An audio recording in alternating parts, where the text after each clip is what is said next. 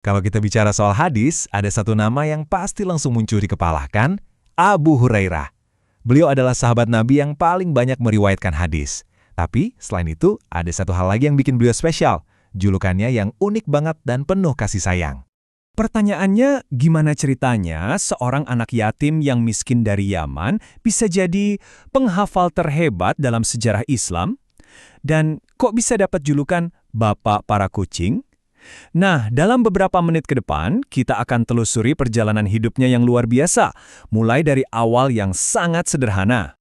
Jadi, sebelum dikenal sebagai Abu Hurairah, nama asli beliau itu Abdus Syams, yang artinya hamba matahari. Beliau lahir di kabilah Bani Daus di Yaman, dan masa kecilnya itu, penuh perjuangan. Beliau tumbuh sebagai anak yatim yang miskin dan hanya dibesarkan oleh ibunya. Nah, yang paling menarik, julukan terkenalnya ini bukan datang dari medan perang atau karena kekayaannya, tapi dari sebuah tindakan kebaikan yang sederhana banget waktu kecil. Jadi ceritanya, pas lagi mengembala kambing, beliau nemu seekor anak kucing yang kurus dan kelaparan. Tanpa pikir panjang, beliau rawat kucing itu, dikasih makan, bahkan disimpan di dalam lengan bajunya biar hangat. Manis banget kan? Dan nama ini benar-benar pas banget sama karakternya. Abu itu artinya bapak, dan Hurairah itu bentuk kecil atau kesayangan untuk kucing betina. Jadi, Abu Hurairah itu artinya bapak dari si kucing kecil. Julukan ini yang dikasih teman-temannya nunjukin banget betapa tulus kasih sayangnya, sebuah sifat yang bakal jadi ciri khas beliau seumur hidup. Oke, kita lanjut ya. Gimana perjalanan imannya? Abu Hurairah ini masuk Islam lewat kepala sukunya, Tufail bin Amr. Dan begitu beriman, semangatnya langsung berkobar. Di tahun ke-7 Hijriah, beliau rela menempuh perjalanan jauh ke Madinah.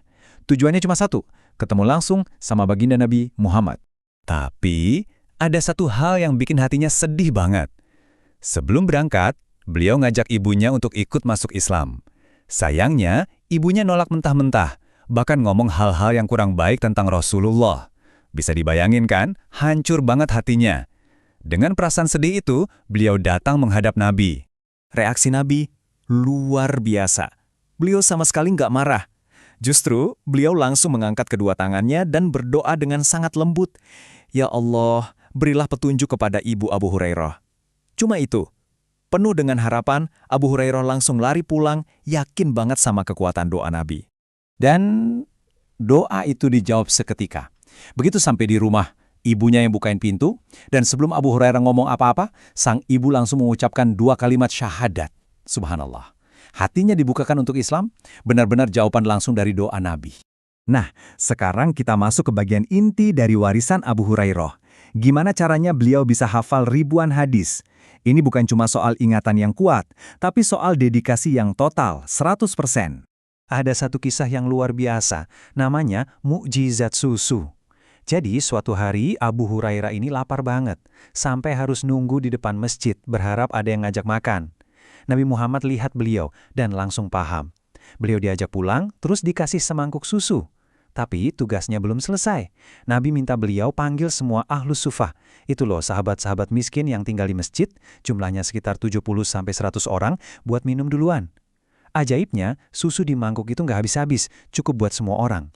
Setelah semua kenyang, baru deh giliran Abu Hurairah minum sampai puas. Dan yang terakhir minum, baru Nabi Muhammad sendiri. Totalnya, ada 5.374 hadis yang diriwayatkan oleh beliau. Paling banyak dari semua sahabat. Pertanyaan besarnya, gimana caranya? Padahal, beliau kan cuma sekitar 4 tahun bersama Nabi. Nah, jawabannya ada di dedikasinya yang super unik. Disinilah kuncinya. Kalau kita lihat sahabat lain, para muhajirin itu sibuk berdagang di pasar. Kaum Ansor sibuk bertani di kebun mereka. Nah, Abu Hurairah beda. Beliau nggak punya banyak urusan duniawi, jadi beliau bisa mendedikasikan seluruh waktunya, benar-benar setiap saat, untuk selalu ada di samping Nabi. Ibaratnya, jadi bayangan beliau menyerap setiap kata, setiap perbuatan, setiap ajaran. Ada satu fakta menarik lagi. Beliau pernah bilang, ilmu dari Nabi itu beliau simpan di 2 bejana atau wadah. Bejana pertama, isinya semua hadis yang udah kita tahu. Tapi yang kedua, isinya hadis-hadis tentang masa depan, tentang fitnah, dan pemimpin-pemimpin yang akan datang. Bejana kedua ini beliau simpan rapat-rapat, nggak disebarkan. Kenapa? Karena beliau khawatir bisa menimbulkan perpecahan dan kekacauan. Ini menunjukkan betapa bijaksana dan bertanggung jawabnya beliau.